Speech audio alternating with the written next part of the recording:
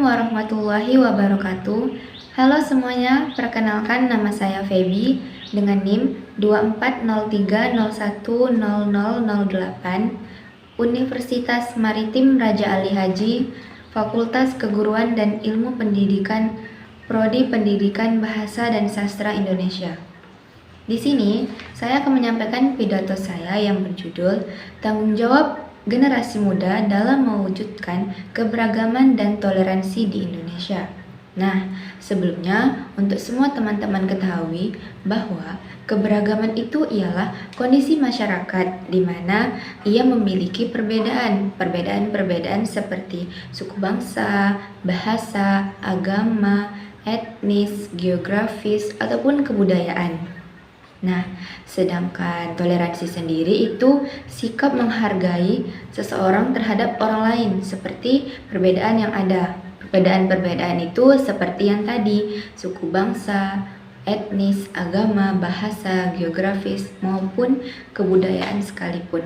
Nah, bagi generasi muda untuk mewujudkan itu ada misalnya beberapa cara yang bisa saya sampaikan, yaitu pertama, mengembangkan kesadaran. Nah, mengembangkan kesadaran ini juga seperti memberi penghargaan terhadap orang lain yang mencapai sesuatu hal yang menurut ia itu berhasil, tetapi tanpa melihat perbedaan yang ada.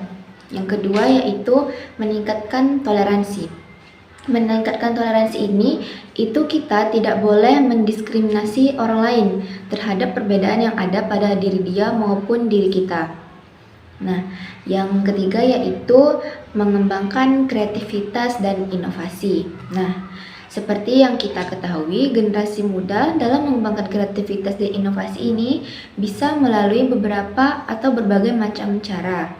Cara-caranya itu seperti meningkatkan seni, olahraga, teknologi, dan yang lainnya.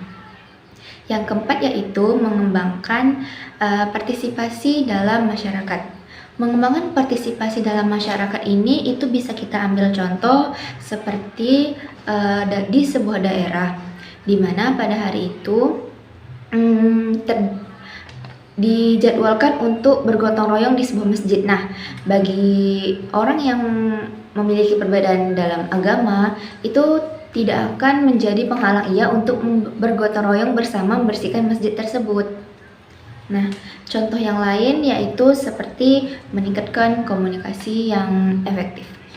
Nah, meningkatkan komunikasi yang efektif ini itu bisa kita lakukan dengan cara tanpa melihat latar belakang setiap orang, setiap manusia, ataupun perbedaan yang ada pada setiap orang lain. Jadi kita bisa menjalin komunikasi yang baik dan luas.